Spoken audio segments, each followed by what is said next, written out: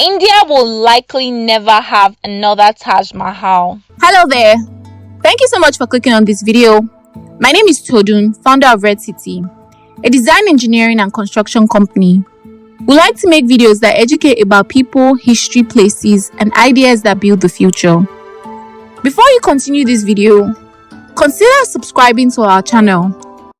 India is one of the most popular countries in the world.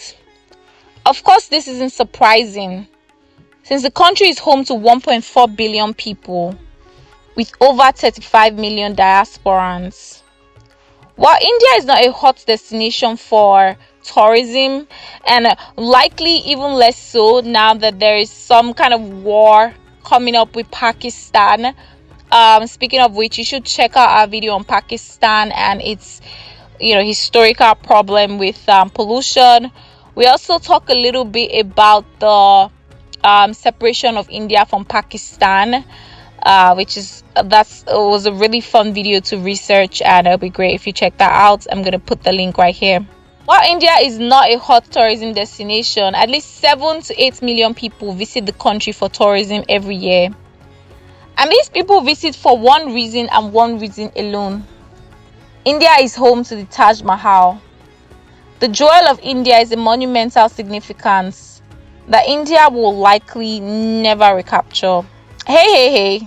Before anyone starts going off in the comments, let me explain. The Taj Mahal isn't just a building, it's a cultural monument with a truly poetic lore.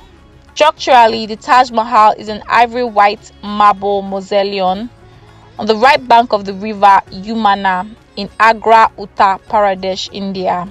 It stands at a height of 200 feet. It was commissioned by the Mughal Emperor Shah Jahan, who reigned from 1628 to 1658, and it serves as a final resting place for his wife, Taj Mahal. The mausoleum is flanked by almost identical buildings on either side of the platform. The mosque on the left, Mimar Khana or Assembly Hall to the right. The mausoleum is a dominant and unique feature on the center of the tripartite composition, with the two buildings on each side forming mirror symmetrical components. The mosque was built for prayers, and the Mimar Khana was likely created as a replica solely to balance the group and serve the function of accommodating visitors observing the death anniversaries of Mumtaz. Both mosque and the Khana are preceded by a large platform 25 inches above the level of the terrace. On each side there is a tank, which is a ritual requirement for the mosque, and I think the one on the Khana is a counter image. It doesn't have any true function. The Taj complex can be entered through one of the three gates into the Jialu Khana or the forecourt. Here, visitors to the tomb would get down from their elephants and horses and assemble in style before entering through the great gates. The east and west gates are most commonly used by tourists. These identical bazaar streets lead to the Julia Khana. On the south is the center gate of the funerary garden. It prepares the visitor for the grandeur of the mausoleum that awaits within. Now that we've described in entirety the structure of the Taj Mahal, it's time we get into the lore. As we mentioned, the Taj Mahal was built by the 5th Mughal emperor to house the tomb of his beloved wife, Mumtaz Mahal. It also houses the tomb of the Shah Jahan himself, which symbolizes their eternal rest together. And this love story is what makes the Taj Mahal transcend just any tomb. A bit of history about Shah Jahan. He's also called Shah Jahan the Magnificent.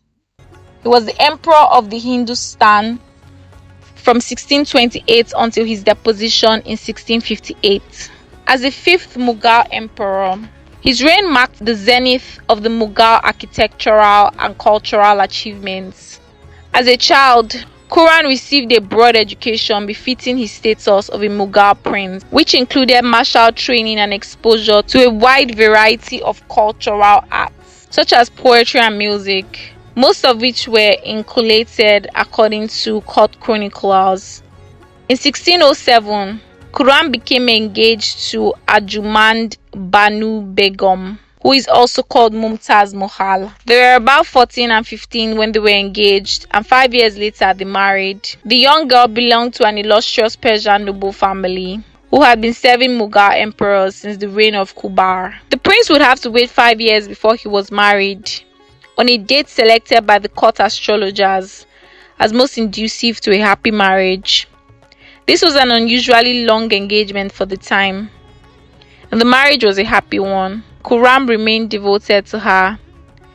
They had 14 children, out of whom 7 survived into adulthood. There was genuine love between the two, as Empress Taj Mahal wielded immense power, such as being consulted by her husband. Mumtaz died at the young age of 38 while giving birth to Princess Guhar. She died of a postpartum hemorrhage, which caused considerable blood loss after a painful labor of 30 hours. Shah Jahan was noted as being paralyzed by grief and weeping fits.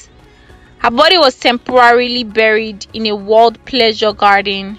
Her death had profound impact on Shah Jahan's personality and inspired the construction of the marvelous Taj Mahal. Construction of the mausoleum was essentially completed in 1643, but work continued on other phases of the project for another 10 years.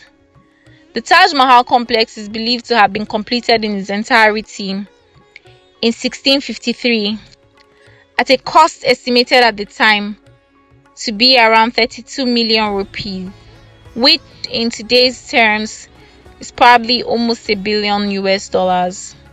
While structural engineering as we know it today was not present during the Taj Mahal period, the ingenuity of the engineers 400 years ago must be noted. If you've watched our other videos, we've talked a lot about foundation engineering. Engineering a foundation is the most important aspect of the construction, as a solid foundation will stand the test of time. To create a foundation, the engineers dug around 30 meters deep to the bedrock foundation.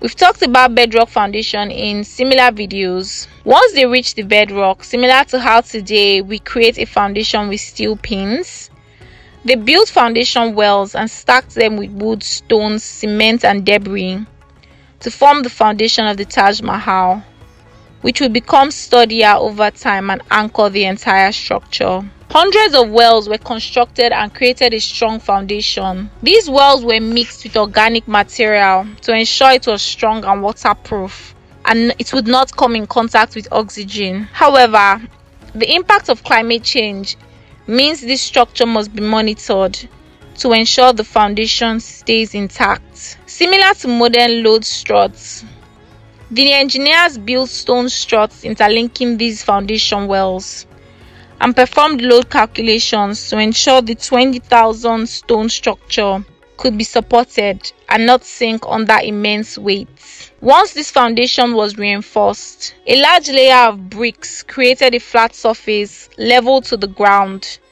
and the actual construction of the Taj Mahal began. The structure is a perfect square, and while the entire structure sounds 73 meters, so it's visible from space, this is simply an engineering illusion, with the actual structure being around half of that at 35 meters on the inside, covered with a double dome, ensuring the inner dome easily supports the outer dome. This double dome also serves as some kind of insulator to regulate the temperature on the inside of the Taj Mahal. At the base of the Taj Mahal are a network of tunnels and spaces which serve a structural purpose of distributing the weight of the building and ensuring cross ventilation and controlling humidity and temperature. The impact of the Taj Mahal can be seen across India today, with multiple other structures built in similarity, and even India's permanent architecture style is marked by a likeness to the Taj Mahal. Artists and craftsmen have drawn inspiration from its ornate calligraphy, delicate marble inlays, and the lush gardens surrounding it. The Taj Mahal's influence extends to various art forms, including painting, sculptures, and literature, where its timeless romance and historical significance are often celebrated. Beyond India's borders, the Taj Mahal has left an indelible imprint on the global architecture. Its iconic dome, elegant minarets, and intricate lattice work have inspired architects worldwide. The use of white marble and meticulous detailing seen in the Taj Mahal can be found in structures across the globe, paying homage to the enduring appeal of the Mughal architecture. India today has tried to capture the world's attention in other ways, through its media, its tech, and so forth. And while I can say they've certainly created a perception of India on a global scale, perhaps none have or will ever have the same effect as the looming presence of the Taj Mahal. If you like this video, don't forget to like, turn on post notifications, and of course this channel so we can keep making videos like this. Feel free to check out any of the links in our description and stay tuned for more videos. Thank you for watching!